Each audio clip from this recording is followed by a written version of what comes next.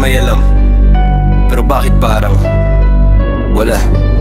Sabi ni Zaldi, may kwento siyang dala, mga sikreto parang bomba na biglang sumabog sa madla. Kumakalas ang tali, lumalantad ang baho, kahit sino pa masagasaan basta may labas ang totoo. Pero sa itaas may kumikindat-kindat, may mga pangalang bigat, hindi mo basta maaangat. May backdoor na kasunduan, may pera bang umiikot sa dulo. Ang masa pa rin ang laging nauuto, at pag tinanong mo sila sagutin pare-pareho lang. Hindi ko ala, hindi ko narinig, hindi ko nakita, pero bakit ayaw ang nakakita ng lahat? BBM kunwari walang alam, para bang nagbakasyon sa sariling bayan. Si Martin nagtatago sa likod ng ngiti, pero bakit parang siya ang nag-o-orchestrate sa gabi?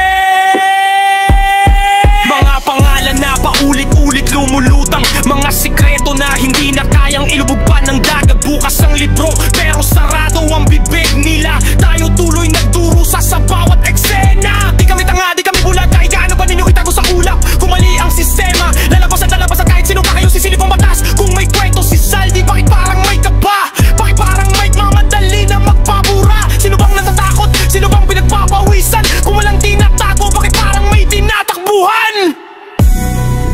Pag ang tao nagsalita, fake news. Pag sila nagsinungaling, official statement. Pag tayo nagtanong, pasaway. Pag sila mali, miscommunicate.